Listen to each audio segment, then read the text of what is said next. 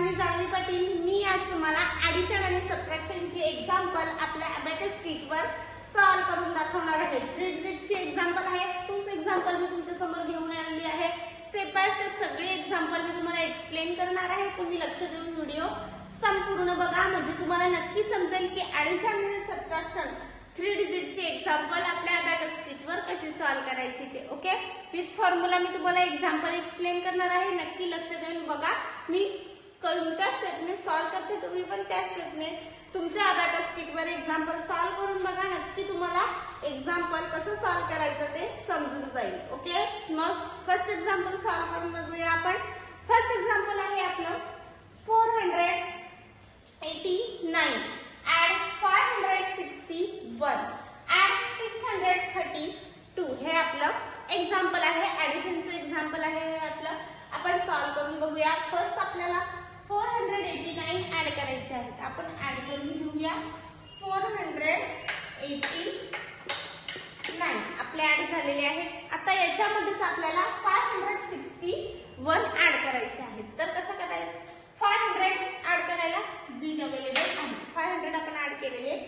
राहिले 60 ऍड करायला 10th प्लेसला bit available नाही आहे। मग काय करायचं? तर 60 ऍड करायला आपल्याला काय करावं लागणार आहे? तर 60 ऍड करायला आपल्याला 6 चा फॉर्म्युला यूज करावा लागणार आहे। पण 6 चा फॉर्म्युला यूज करायला 100 प्लेसला पण बीट अवेलेबल नाहीये। मग काय करायचं? तर आपण 1000 रॉड कडे जाणार। 1000 रॉड कडून ऍड करणार 1000 आणि 6 चा फॉर्म्युला यूज करायचा आहे। 6 चा फॉर्म्युला काय आहे? ऍड 10 लेस 4। मग आपण लेस 4 करून घेऊया, म्हणजे लेस 5 ऍड 1 केले। कॉम्बिनेशन फॉर्म्युला आपण यूज केलेला आहे।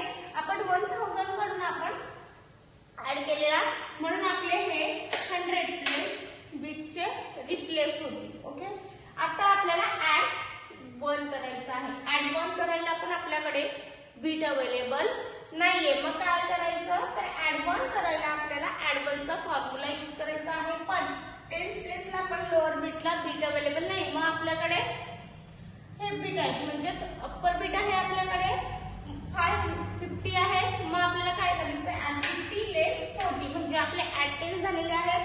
ऍड 1 चा फॉर्म्युला काय आहे? ऍड 10 लेस 9। ओके, आपले 561 ऍड झालेले आहेत। आता आपल्याला 632 ऍड करायचे आहे। 600 ऍड करायला आपल्याकडे बीट अवेलेबल आहे। ओके, 30 ऍड करायला पण 10th रॉड मध्ये बीट अवेलेबल आहे आणि 2 ऍड करायला पण युनिट रॉड वर बीट अवेलेबल आहेत। आपण ऍड केलेले आहेत। एक्झाम्पल सॉल्व झालंय। आपलं आन्सर आलेला आहे। आन्सर काय आहे आपलं? 1682 हे आपलं आन्सर आहे। आन्सर आपण राईट डाऊन करून घेऊया। ओके,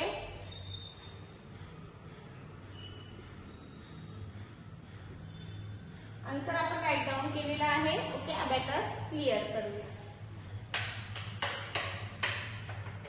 अबॅकस क्लिअर केलं।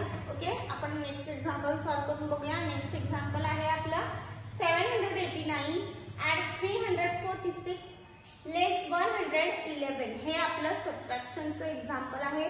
खूप इझी मेथडने मी तुम्हाला सॉल्व करून दाखवते। तुम्ही नक्की लक्ष देऊन व्हिडिओ संपूर्ण बघा। ओके, 789 आपल्याला ऍड करायचे आहेत। आपण ऍड करून घेऊया। 789 ऍड झाले आहे। आता या रॉड मध्ये आपल्याला 346 ऍड करायचे आहे। 300 प्लेसला बीट अवेलेबल नाहीये। मग आपल्याला ऍड 3 चा फॉर्म्युला यूज करायचा आहे। ऍड 3 चा कुठला फॉर्म्युला यूज करावा लागणार आहे? तर ऍड 3 चा आपल्याला बिग फ्रेंड फॉर्म्युला यूज करावा लागणार आहे। ऍड 3 चा आपण बिग फ्रेंड फॉर्म्युला यूज केलेला आहे। 300 झाले। आता आपल्याला 40 ऍड करायचे आहेत। तर 10th प्लेसला पण आपल्याकडे 40 ऍड करायला बीट अवेलेबल नाहीयेत। मग काय करायचं? तर 40 ऍड करायला आपल्याला ऍड 4 चा कुठला फॉर्म्युला यूज करावा लागणार आहे? Big friend formula. मग आपण बिग फ्रेंड फॉर्म्युला यूज केला। ओके, ऍड 40 केले, राहिले 6 ऍड करायला पण बीट अवेलेबल नाहीयेत। मग काय करायचं? 6 ऍड करायला आपल्याला ऍड 6 चा कुठला फॉर्म्युला यूज करायचा आहे? ऍड 6 चा बिग फ्रेंड फॉर्म्युला आहे। ऍड 10 लेस 4 आपण 6 ऍड केलेले आहेत, म्हणजे 346 आपले ऍड झालेले आहेत। आता आपल्याला लेस 111 करायचे आहे। 100 लेस करायला पण बीट अवेलेबल आहे, 10 लेस करायला पण बीट अवेलेबल आहे, पण लेस 1 करायला आपल्याकडे बीट अवेलेबल नाहीये. मग काय करायचं, तर लेस 1 करायला आपल्याला लेस 1 चा स्मॉल फ्रेंड फॉर्म्युला यूज करायचा आहे. लेस 1 चा फॉर्म्युला आहे आपला लेस 5 ऍड 4. ओके, लेस 111 झालेले आहे.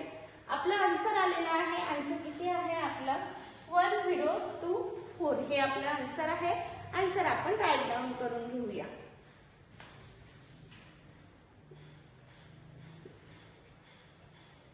आन्सर आपण राईट डाऊन केलेला आहे. अबॅकस क्लिअर करूया. अबॅकस क्लिअर केला आपण. ओके, आजची ही दोन्ही एक्झाम्पल मी तुम्हाला सॉल्व्ह करून दाखवलेले आहेत. आन्सर मी तुम्हाला काढून दाखवलेला आहे. ओके, तुम्ही व्हिडिओ संपूर्ण बघितली असेलच तर हे एक्झाम्पल नक्की तुमच्या अबॅकस किटवर सॉल्व्ह करून बघा आणि बघा त्याचं आन्सर काय येतं ते. ओके, मग अशीच काही एक्झाम्पल बघण्यासाठी भेटू आपण नेक्स्ट लेक्चरला.